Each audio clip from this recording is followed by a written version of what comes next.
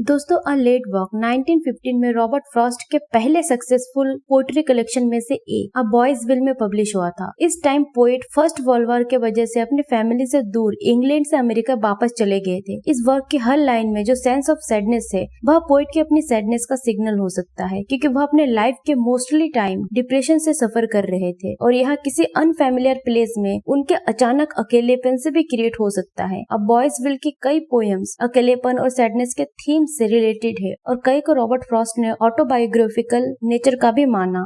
When I go up through the mowing field, the headless aftermath is smooth laid like thatch with the heavy dew, half closes the garden path. दोस्तों poet एक garden से गुजर रहा है। हालांकि यह clearly नहीं कहा गया है, लेकिन पोएम की इमेजरी बताती है कि ये समय ऑटम का है। घास काटना एक लॉन मूवर का यूज करने को मेंशन कर सकता है, लेकिन यह घास के पत्ते की गिरी हुई नोक ब्लेड्स को भी मेंशन करता है, जिसे हम अब लॉन मूवर के यूज से जोड़ते हैं। और हेडलेस आफ्टरमैथ इसे कंफर्म करने में हेल्प करता है। हम एक ऐसे फील्ड की इमेज कर सकते हैं जिसकी ताजी कटाई हुई है, विंटर आने से पहले खेत से निकाले गए आखिरी दाने, जहाँ फसल के बाद चिकनी ओस से भीगी घास रह गई है। पोएट ने नोटिस किया कि रास्ता आधा ब्लॉक्ड है, एक बढ़ती हुई इमेजरी वेस्ट स्टाइल जो ऑटम की इमेज को पूरा करती है। And when I come to the garden ground, the whir of sober words up from the tangle of withered weeds.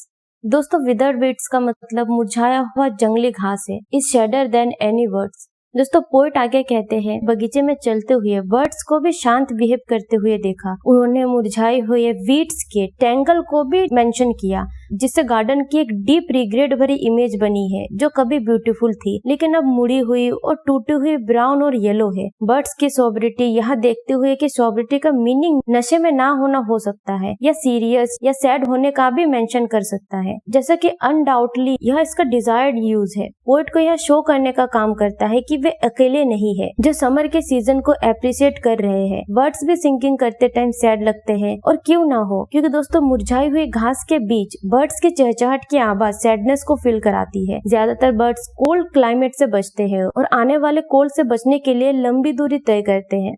दोस्तों पोएट आगे कहता है कि बर्ड्स का सॉन्ग उलझी हुई मुरझाई हुई वीड्स के व्यू के साथ मिलकर सही मेंशन करने के लिए बहुत सैड है, इसलिए पोएट बिना कोई वर्ड कहे साइलेंट रहता है। दोस्तों अकेले पेड़ जिसमें एक ब्राउन कलर का पत्ता बचा है मौसम के ढलने का प्रतीक है। पत्ते का अचानक गिरना शायद पोएट के थॉट्स से इंस्पायर्ड है।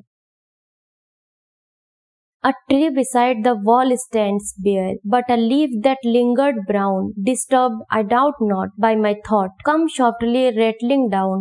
दोस्तों पोएट आगे कहता है कि लीफलेस ट्री से भरा हुआ एक विंटरी वर्ल्ड में पोएट गार्डन में एक अकेला पेड़ देखता है जो किनारे पर है, जिसमें पत्ते ही नहीं है, केवल एक ब्राउन पत्ते को छोड़कर। और पोएट इस पत्ते को गिरते हुए देखते हैं, जैसे कि पोएट के थॉट्स का टेंशन इससे गार्डन के बाकी हिस्सों के अकॉर्डिंग फाइनली गिरने के लिए सफिशिएंट था। दोस्तों third line disturbed I doubt not bye my thought एक इंटरेस्ट है। यह इस बात पर जोर देता है कि पोएट के थॉट्स कितने हैवी लगते हैं। कई लोग इस आइडिया से फेमिलियर होंगे। कभी कभी ऐसा लगता है जैसे क्रिटिकल थॉट्स ह्यूमन कॉन्शियसनेस पर भारी पड़ते हैं, और यह पर्टिकुलर थॉट जो ए लेट वॉक के लिए इंजन है इतना स्ट्रॉन्ग है कि नरेटर को फेथ है कि अकेले इसके फोर्स ने ही पेड़ से लास्ट पत्ता गिराया था।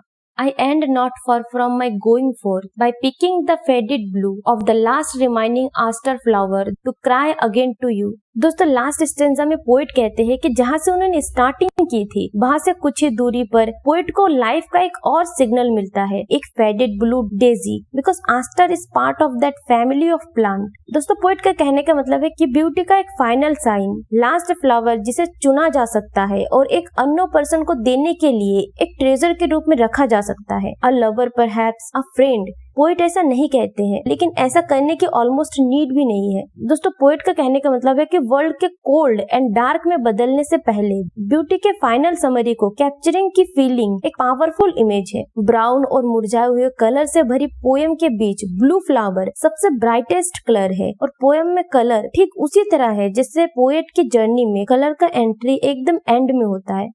दोस्तों मोस्टली लोगों के लिए विंटर सीजन के शहर एक इंजॉयबल, हालांकि समर के कंपेयर में कम इंजॉयबल 5 टाइम से ज्यादा कुछ नहीं है। अ लेट वॉक पोएट के लिए वे लाइफ की डीप सैडनेस पर कमेंट है। अ लेट वॉक के हिस्टोरिक कॉन्टेक्स्ट को ध्यान में रखते हुए यह इमेज करना कि पोएट देर से विंटर सीजन में एक गार्डन या एक फॉरेस्ट में खड़े हैं और वर्ल्ड को एक बार फिर से मरते हुए देख रहे हैं, घर लौटने से पहले और जो उन्होंने देखा और फील किया उसे लिखने से पहले, और यह पता लगाना कि उन्होंने जो फील किया है वह किसी भी वर्ड से ज्यादा सैड है। दोस्तों रॉबर्ट फ्रॉस्ट के लिए जो भी मैटर रहा हो, उनकी फीलिंग की इम्प्रेशन अच्छी तरह से सेफ है। यह पोयम एक ऑब्जर्वेशन जो कई लोग अपने लाइफ में किसी पॉइंट पर फील करते हैं, जब दिन छोटे होते हैं, हवाएं ठंडी होती है और अकेलापन महसूस होता है, तो इसे डिस्क्राइब करना या उससे जुड़ना भी डिफिकल्ट हो सकता है। ऐसे समय में रॉबर्ट फ्रॉस्ट की पोयम एक सुकून, एक तरह की सेंस ऑफ अंडरस्टैंडिंग हो सकती है।